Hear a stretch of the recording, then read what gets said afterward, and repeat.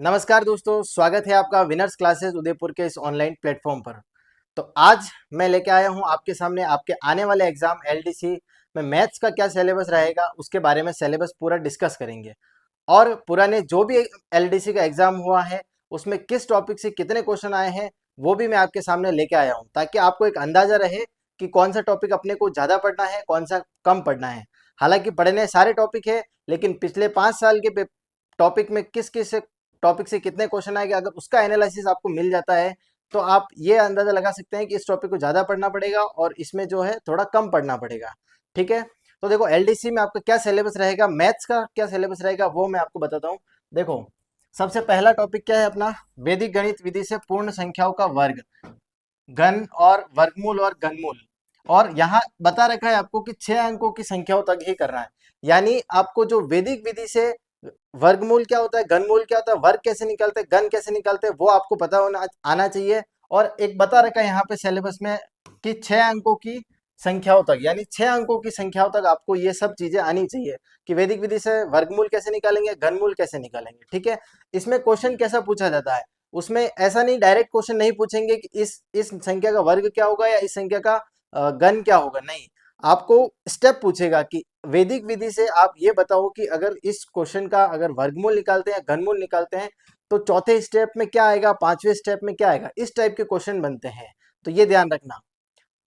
Second topic है, उसमें है गुणनखंड, बहुपद के गुणनखंड, समीकरण, दो चर वाले रैखिक समीकरण और द्विघात समीकरण। तो ये जो है पूरा आपका देखो पॉलिनोमियल जिसको बोलते हैं, पॉलिनोमियल और क्वाड्रेटिक इक्वेशन जो होती है वो पूरा पोर्शन रहेगा आपके सामने। क्या देखो बहुपद में भी आप देखो सबसे पहले गुणनखंड वाला, ये 9th क्लास का जो टॉपिक है वो है, 9th क्लास की जो एनसीईआरटी चलती है उसमें ये टॉपिक है कि गुणनखंड वाला टॉपिक। और फिर है गुणनखंड में भी आप देखो बहुपद के गुणनखंड भी देखने हैं और समीकरण, यानी कि समीकरण को सॉल्व कैसे करते हैं, कैसे उसकी वैल्यू निकालते हैं, वो भी हमें पढ़ना पड़ेगा। और यहाँ पे देखा है दो चरों वाले रैखिक समीकरण, यहाँ पे बता रखा है कि जो हमें लीनियर इक्वेशन यानी रैखिक समीकरण पढ़नी है वो भी हमें सिर्फ कौन सी पढ़नी है, दो चर वाले जो होते हैं उसके बारे में ही हमें पढ़ना है। और लास्ट में इसमें क्या है, द्विघात समीकरण, यानी कि जो क्वाड्रेटिक इक्वेशन है उसके बारे में हमें पूरा नॉलेज होना चाहिए कि श्रीधराचार्य फॉर्मूला क्या होता है और जो भी है कि नेचर ऑफ रूट्स क्या होता है, ये सारी बातें जो है आपको आनी चाहिए द्विघात समीकरण, यानी कि पूरा द्विघात समीकरण और बहुपद वाला चैप्टर जो आपका 9th और 10th क्लास में लगता है वो आना चाहिए आपको पूरा। अब देखो ये इसके बाद वाला टॉपिक है लघु गणक, लघु गणक यानी जो लॉग वाला टॉपिक होता है। तो देखो ये अभी 9th और 10th क्लास में नहीं है, ये टॉपिक लगता है अभी जो है 11th क्लास में है। पर पुराने जब बुक्स चलती थी उसमें 9th-10th में ही आपका ये लॉग और लघु गणक वाला जो पोर्शन आता था, इसलिए इस सिलेबस में डाला गया है इसको। तो ये 11th क्लास का टॉपिक है। अब 11th क्लास का टॉपिक है, इसका मतलब ऐसा मत समझ लेना कि बहुत हार्ड होगा, नहीं, बहुत ही सिंपल टॉपिक है। बहुत ही सिंपल 5-7 जो है इसके नियम होते हैं, रूल्स होते हैं, वो आपको पढ़ने हैं तो आपका काम हो जाएगा। उसके बाद देखो अनुपात, समानुपात, प्रतिशत, लाभ हानि, साझा, सरल ब्याज, चक्रवृद्धि ब्याज और बट्टा, ये सारे जो है आपका जो अर्थमेटिक वाला पोर्शन जो होता है ना वो सारा आपको पढ़ना पड़ेगा। और अर्थमेटिक वाला पोर्शन पढ़ोगे तो उससे क्या होगा कि दूसरे जो भी पोर्शन होगा एडवांस मैथ्स में भी उसका जो है आप यूज कर सकते हो अच्छे से। और ये जो टॉपिक है ये सारे किस में आएंगे, अर्थमेटिक में आएंगे। देखो ब्याज दोनों हो गए, सरल ब्याज, चक्रवृद्धि ब्याज।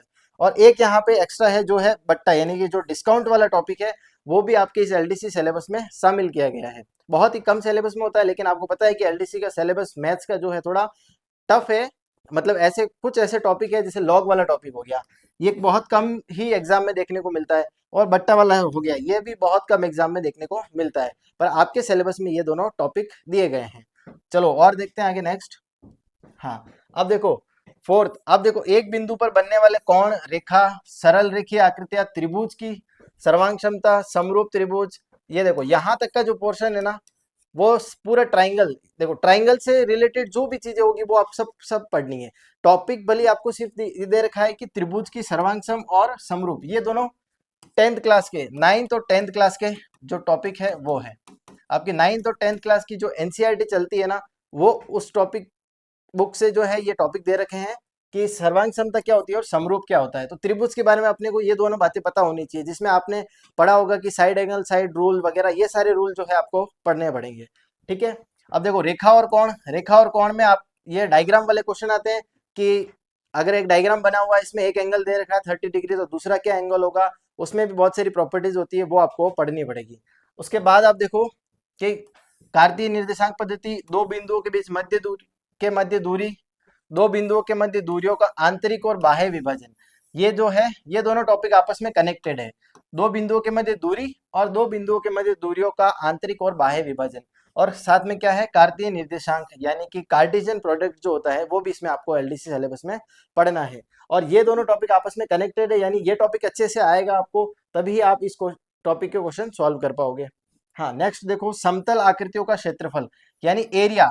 एरिया वाले जितने भी क्वेश्चन होते हैं ना, चाहे वो वृत्त हो गया, ठीक है, घन हो गया, घनाभ हो गया, गोला, शंकु, बेलन, ये इन सब के जो है एरिया, पृष्ठीय क्षेत्रफल हो गया, आयतन हो गया, मतलब कुल मिला के जितनी भी आकृतियां दे रखी है उसका आयतन और क्षेत्रफल, ये दोनों टॉपिक जो है आपको आने चाहिए। और सीधी सीधी बात सिंपल सी है कि ये जो आपका 5वां नंबर का टॉपिक है ना, ये 5वां नंबर का टॉपिक पूरा फॉर्मूले पे आधारित है, बहुत ही आसान टॉपिक है।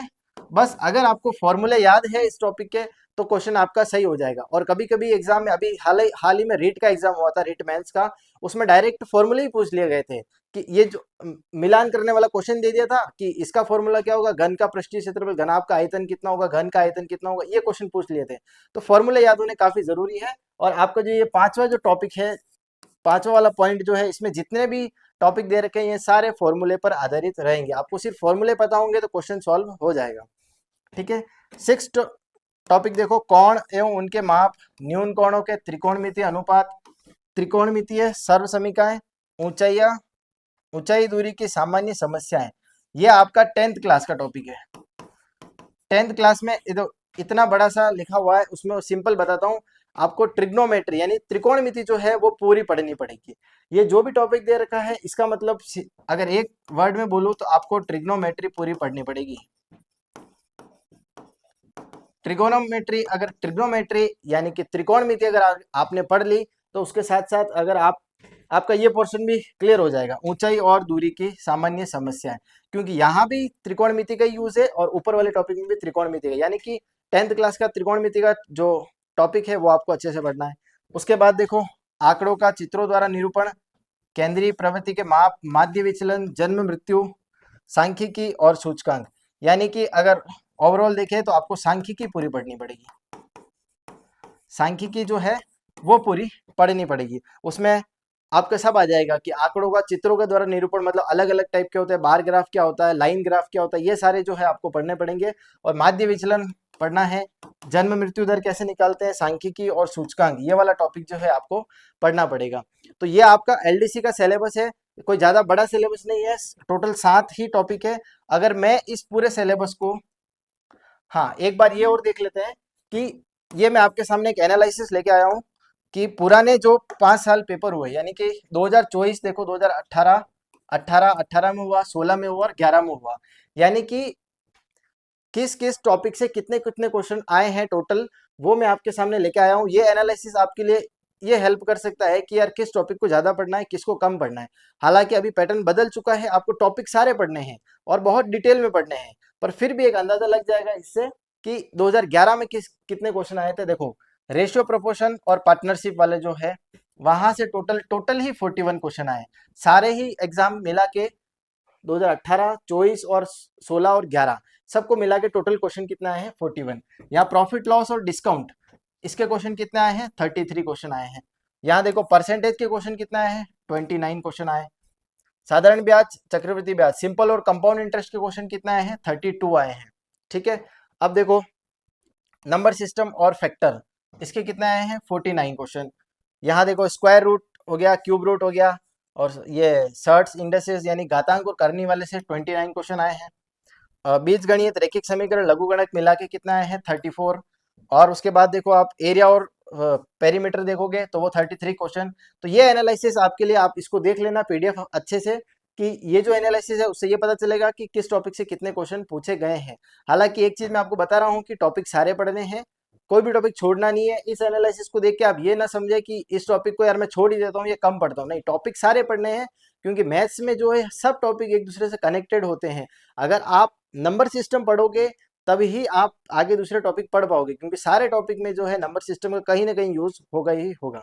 ठीक है, तो ये कुछ एनालिसिस है जिसमें देखो त्रिकोणमिति के क्वेश्चन 33 और 20 यहाँ पे क्वेश्चन आए हुए हैं। ठीक है, चलो अब मैं आपको एक बात बताता हूँ कि आपने सिलेबस देख लिया, अब सिंपल सी इस पूरे सिलेबस को एक समराइज करें और एक समरी में मैं बताना चाहूँ कि अपने को पढ़ना क्या है। तो सिंपल सी बात है कि आपको पढ़ना है 9th क्लास और 10th क्लास। देखो 6th to 10th class, 6th से 10th क्लास की जो बुक चलती है एनसीईआरटी की, एनसीईआरटी की बुक चलती है, उसमें जो जो भी टॉपिक दे रखे हैं वो सारे पढ़ने हैं। अब 6th 7th और 8th किसको पढ़ना है, जिनका बेसिक बहुत कमजोर हो। अगर 6th 7th 8th किसको पढ़ना है, अगर बेसिक कमजोर है, आपका बेसिक अगर वीक है तो आपको 6th 7th 8th पढ़ना चाहिए।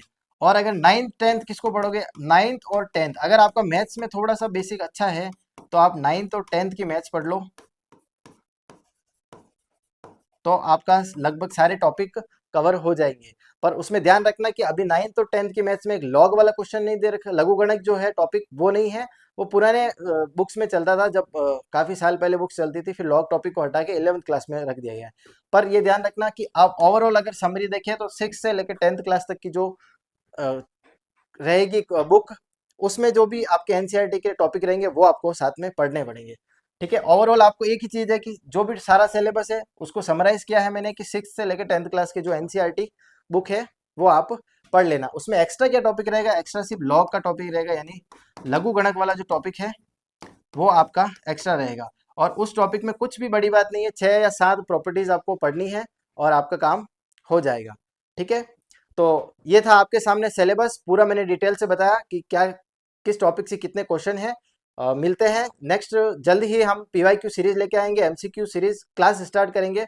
तो मिलते हैं नेक्स्ट क्लास में, थैंक यू सो मच, धन्यवाद।